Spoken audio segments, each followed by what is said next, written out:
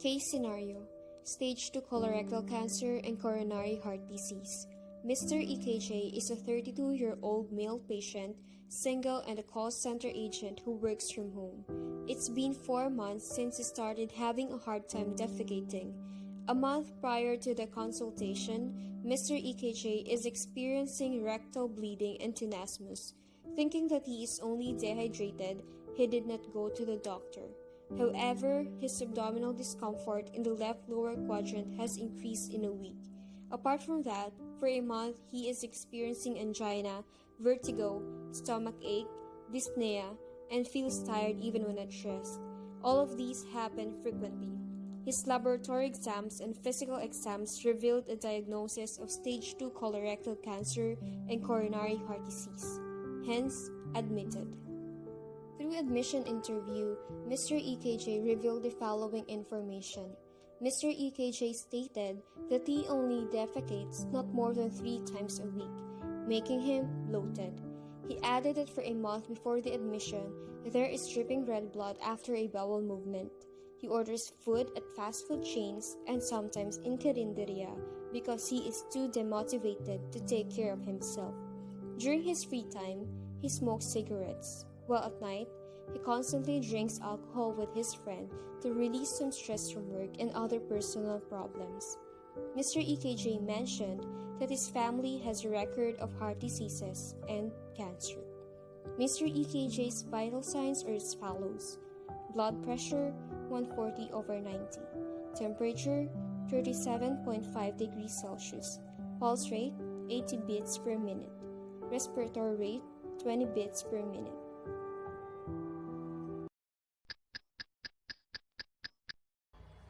Baby, it's you! You're the one I love! You're the one I need! Baby, you're the one I see! Come on, baby, it's you! Ating lang ang kape. Napakala ang kape. This is Mr. EKJ, but we can call him Gabby. He is 32-year-old call center agent who lives alone in his apartment.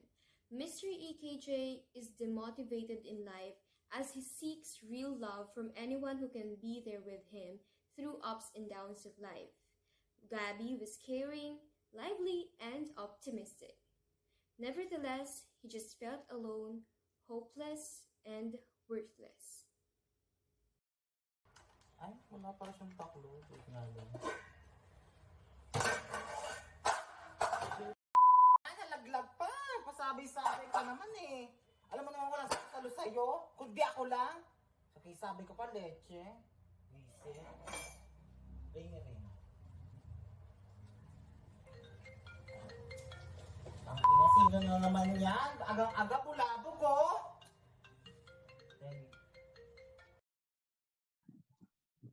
Oh, Gab, ano na? She is Catherine, the competitive, full of confidence and health-conscious ate. She worked hard to migrate to New York when their parents died. He loves his brother, but Gab does not see that because of the way she talks to him and due to differences in their personalities. Kailan mo ba balak sumunod dito? Ang tagal-tagal ko na pinapasikaso sa mga papeles mo. Sinasabi ko naman sa'yo na mag-resign ka na sa walang kwenta mong trabaho. O baka naman hindi ka makalis dahil sa mga lalaki mo. Bakit ba lagi mo pinapakialaman ang buhay ko? Malaki na ako at may sarili na akong buhay, no? At bakit hindi kita papakailaman? Kapatid kita. Gusto ko lang may makakabuti sa'yo ah. Ayaw mo na magkasama tayo dito sa New York. Tinutulungan kita kasi patapon na yung buhay mo. Ano? Porket nasa New York ka? Akala mo napakataas mo na? Lagi ka nagmamagaling. Akala mo ikaw lang may pinakamaganda trabaho dito sa buong mundo. Ayusin mo yung pananalita mo ah. Ikaw lang may iniisip ko pero laging mali yung tingin mo sa ginagawa ko. Tignan mo nga nung oras na oh. Pagod ako galing trabaho. Tinawagan pa rin kita para kamustahin ka sa mga pagproseso mo ng mga papeles at magkaroon ka ng magandang buhay at kinabukasan. Hindi ko naman sinabing tawagan mo ako ah. Bakit parang kasalanan ko? Eh okay naman ako dito. Ilang beses ko nang sinabi sa'yo na ayoko nga pumunta dyan. Anong okay? Inabaltaan ko nga kay Manong nanding nagabi-gabi kang umiinom. Tapos halos bili mo na raw lahat ng kahan na Malboro nila araw-araw. Ano man ding napakadaldal oh. Alagaan mo yung sarili mo. Dahil tayong dalawa na nga lang eh. Namatay na si Mama dahil sa sakit sa puso. Si Papa nagka-cancer. Alam mo sakitin yung lahi natin kaya huwag mong papabayaan yung katawan mo. Tignan mo, ang laking bulas mo na oh. Healthy pa ba yan? Yang kakainom mo, yang kakasigarilyo mo ha? Malamang hindi ka na nagluluto, puro ka nalang order nagmamantikang pagkain sa labas. Puro mga taba ng Korean foods at kung saan-saan pa. Ano namang pagkain ko, pinapakailaman mo pa? Bakit kaya di ka nalang bumili ng baterya at remote controller para ikaw talaga na mag-control ng buhay ko? Diyos ko, alam mo namang yun ang nga lang kinakasaya ko. Wala akong kasama dito sa Pilipinas. Kasi iniwan mo ko simula nung namatay si mama at papa. Tapos ngayon, ang dami mong sinasabi sa akin. Ay nako, ayoko na nga may pagtalo sa'yo. Kahit naman ang sabihin ko, lagi masama yung paningin mo eh. Kahit anong gusto ko lang naman, ay mapabuti ka. Pero yung katigasan ng ulo mo, tignan natin kung saan ka dadalhin. Leche, kala mo ko sino. Masakit tuloy dibdib ko. Okay, thank you sir. Diyos ko, nakakapagod. Saka na muna ko ako tubig.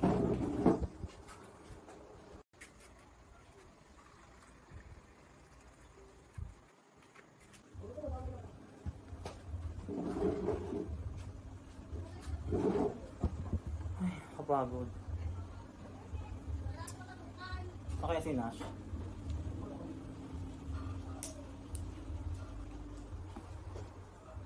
Tawagan ko nga. Hello? Mari, nasan ka? Tara mag-inom. Oo. Oh, Mare, nandito na ako sa kantin mo. Ha? Nasa may kanto ka na agad? Oo. Salubungin mo na lang ako mamaya. Nandiyan na ako sa may bahay mo, ha? Ah, sige, lalabas ako. Ah, sige. Okay, sige. Taray, ha? Okay, sige. Sige, see you. Bye-bye. Hoy, Mari! Ano ka? Oo. Handa na, oo. Handa na. Sige, pasok ka. Wait lang. So, Mari, ano na? Lagi na lang tayo nagiinom, ha? Unahan ko na ba? Sige, tatagay na ako. Oo nga, araw-araw na lang tayong umiinom. Nakakaloka. Ito, okay naman ako. Haggard sa trabaho. Pero alam mo naman, pinakaya para magkapera. Oo. Alam ba yung chika? Diyos ko. Si Manong Narding, ganun pa rin. Di pa rin nagbabago. Chikadora pa rin ang gaga. Lahat na ata ng bawal ng kapitbahay niya, chinika na. Kakaloka talaga siya, no? Ayaw ko nga ba na kay Manong Nandi? Lagi na lang. Kaka-stress. Kahit naman sa ate ko, magsasabi pa siya, napakadaldal, Mare. Hera! Shot ka muna dito, halika! Nako, gabing-gabi na umiinom pa din kayo.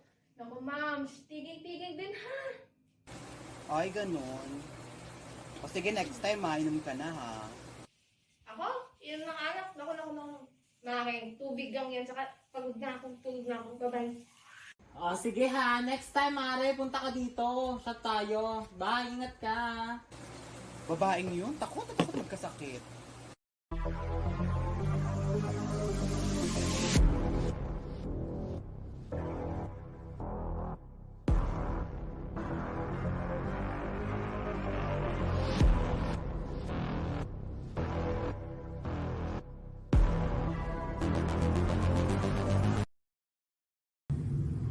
Suot na ulo ko.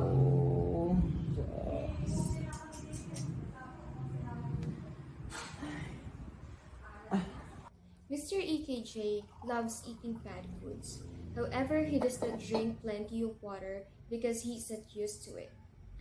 Water contributes to regular bowel function as it flushes toxins out of the body and is important for digestion.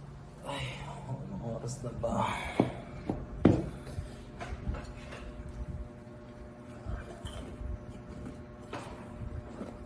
Pinaulo ko.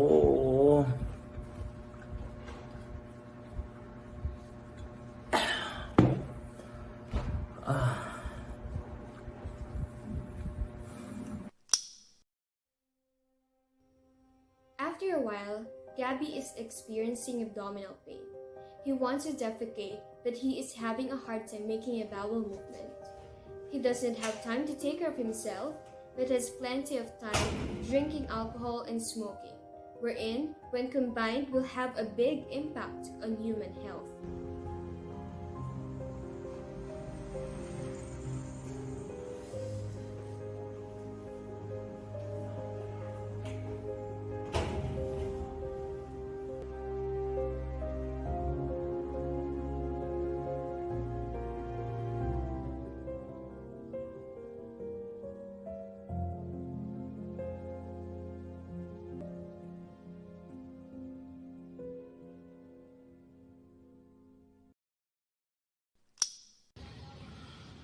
Ay. Sumasakit na naman dibdib ko. Huwag ko nga si Nash.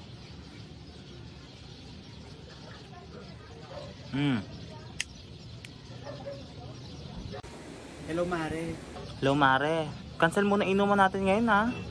Ha? Bakit di ka cancel? Sakit kasi dibdib ko eh. Punta ko ospital bukas. Bibili pa naman sana ako ng pulutan natin. Ano ba naman yan? Okay lang yan. Kaya mo yan. Anak lang katapat niyan. Ay, naku, Mare. Ano ka ba? Sa tagal-tagal na natin magkainuman, ngayon lang naman makakancel. Kailangan ko talaga kasi pumunta bukas sa ospital eh. Sus, wala yan. Bata ka pa. Sayang naman yung araw na hindi tayo inom, no?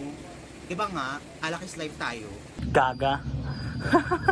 Bakla ka talaga. Hay, ano pa ba magagawa ko? Sige, sige. Huwag na muna tayo uminom. Pero, pag iinom na tayo, sabihan mo agad ako, ah. Okay? O sige. Take care. Ingat ka palagi. Bye-bye. Chat-chat na lang kita next time. Sige, bye-bye. Good morning, nurse. Good morning po. Medyo sumasakit yung dibdib ko. Akala ko nung unang heartburn lang siya. Pero dumadalas, lumalala. Tapos, sumasakit din yung tiyan ko. Yun yung medyo madalas. Tapos, hindi na regular yung dumi ko.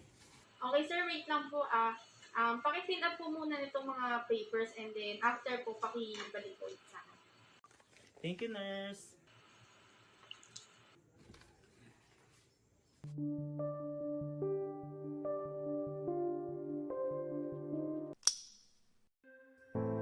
Before conducting laboratory tests, the doctors interviewed Mr. EKJ regarding his hobbies, lifestyle, and body pains.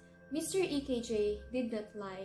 He answered the questions truthfully, giving all the information about him, including his intake of cigarettes per day, which is 15 sticks per day, his drinking habit, and the food he eats. He added that it's been a year since he stopped exercising and is always sitting because of his work. Audio preview.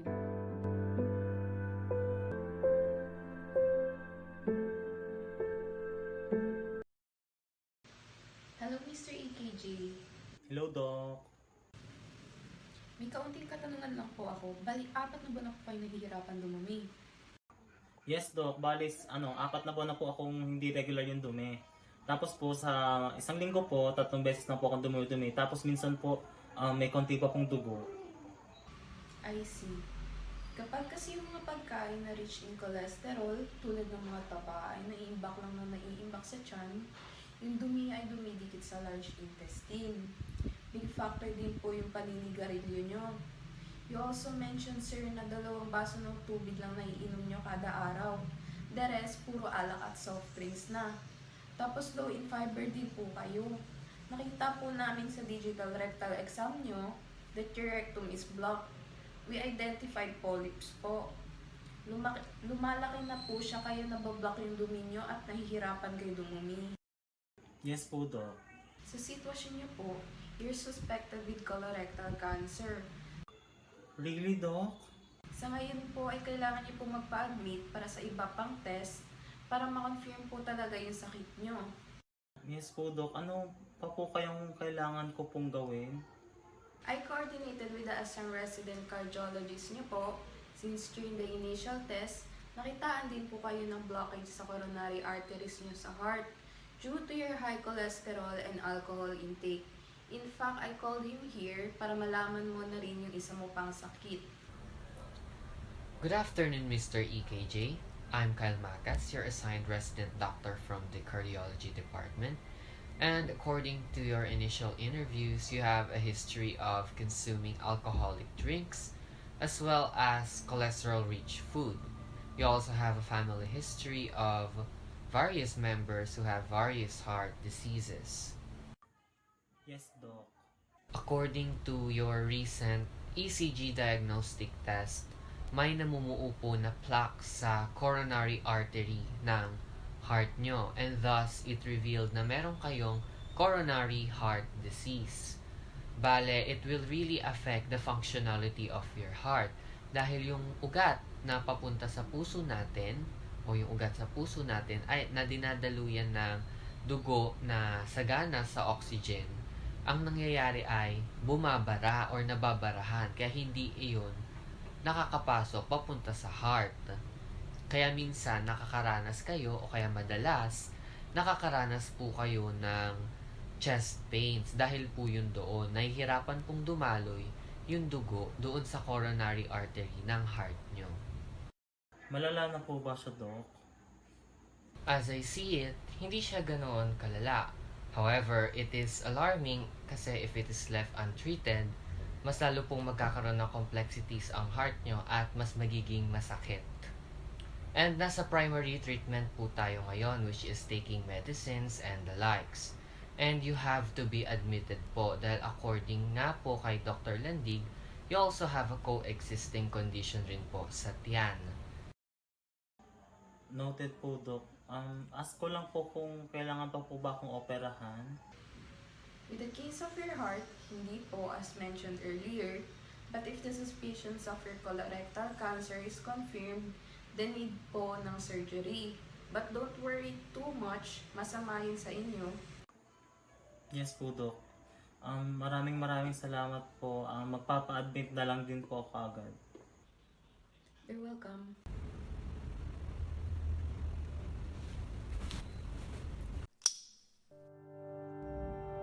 These are Mr. EKJ's amazing nurses, Nurse Anne and Nurse Kim. They are coupled for 2 years but currently having a hard time balancing their time together due to the differences in their schedule. Despite the struggles in their relationship, Nurse Anne and Nurse Kim are still able to manage their stressor and take care of their health in order for them to be therapeutic to their patients. Having positive and good vibes surely influences and give hope and joy to their patients.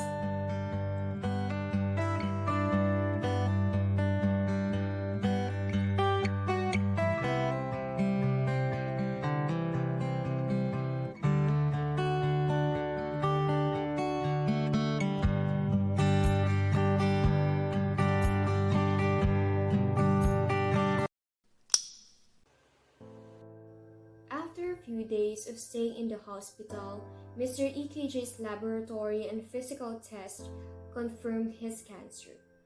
He is diagnosed with stage 2 colorectal cancer and needs to stay in the hospital for weeks for the preparation for surgery and monitoring of his heart rate due to his coronary heart disease, which may cause complications during the operation.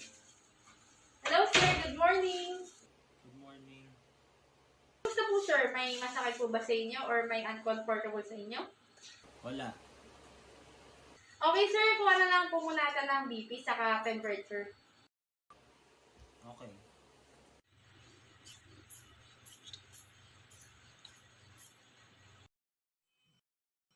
May pinagdadaanan po ba kayo sir? Di naman po sa nangingilam ako pero bawal po sa inyo yung ma-stress. Dapat po, stable yung heart rate nyo. Wala. Nag-away kasi kami ng ate ko eh. Ayoko muna tumawag sa kanya. Alam niyo po sir, makwento ko lang po sa inyo Sobrang laki po ng impact ng isang tao sa buhay natin at saka sa health po natin. Lalo na po sa sitwasyon nyo ngayon. Iwasan niyo pong magalit or stressin yung sarili nyo. Ganito po sir, kapag na-stress po kayo, hinga na lang po kayo malalim.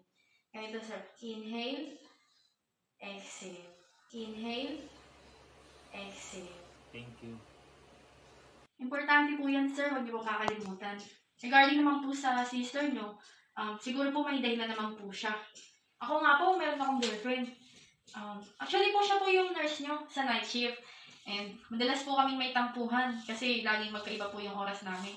Ganito, sir. I challenge you na by tomorrow, dapat wala ka ng bigat dyan sa puso mo. Para happy tayong lahat, di ba? Okay. Iisipin ko lahat ng sinabi mo. Thank you. Okay, sir. Have a great day. Always smile po, sir,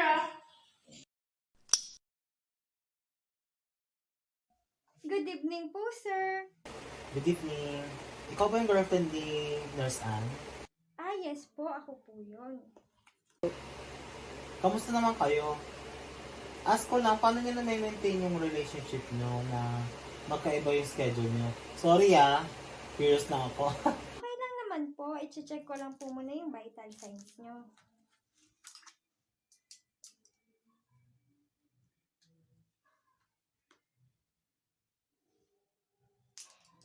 Okay naman kami, sir. Bali, balance lang po and communication dapat.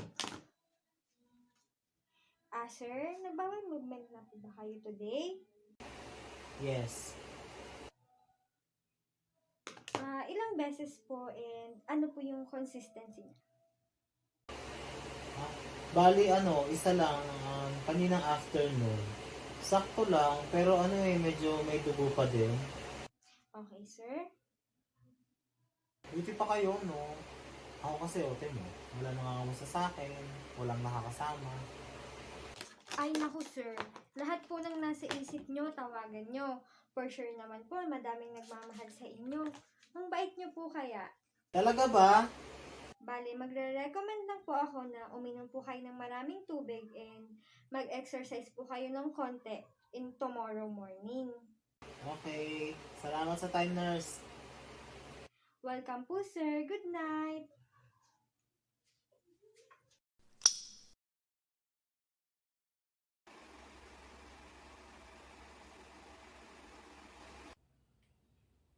Oh, Mare, napatawag ka. Ang tagal na natin hindi nagkikita, ah. Oo, Mari, nasa hospital ako eh. Ano nangyari sa'yo? Ba't ka nasa ospital? Sabihin mo sa akin na aros pupunta ka bukas sa bukas din, ha? Sweet naman, Mars. Kailangan ko talaga na makakausap ngayon eh. Sige, magkwento ka. Makikinig ako. Wala akong masabi eh.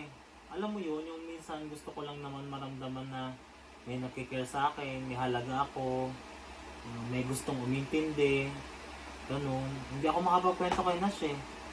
Kasi alam mo na, joker siya, baka hindi niya seryosohin yung mga bagay-bagay. Mare, okay lang yan. Alam mo, marami naman nagmamahal talaga sa'yo eh. I mean, sino bang hindi magmamahal sa'yo? Yung mga tao nga kumakatok sa pintuan mo, tinutulungan mo eh.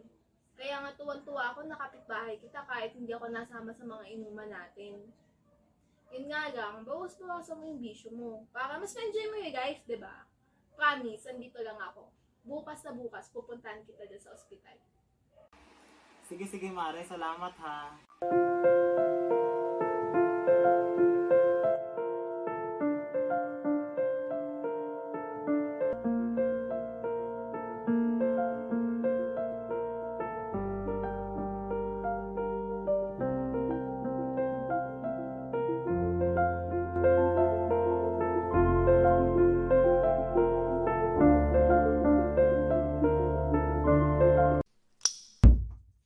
Mare! O, kumusta ka na? Hoy!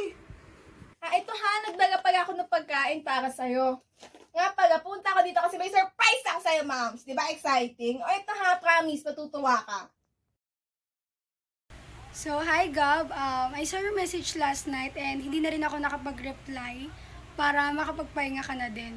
So, buti na lang nag-chat sa akin si Yera and gusto ko lang din mag-sorry sa mga nasabi ko. And sana maging open mind ka sa akin kasi para din naman yun sa sarili mo. So, I love you and see you soon.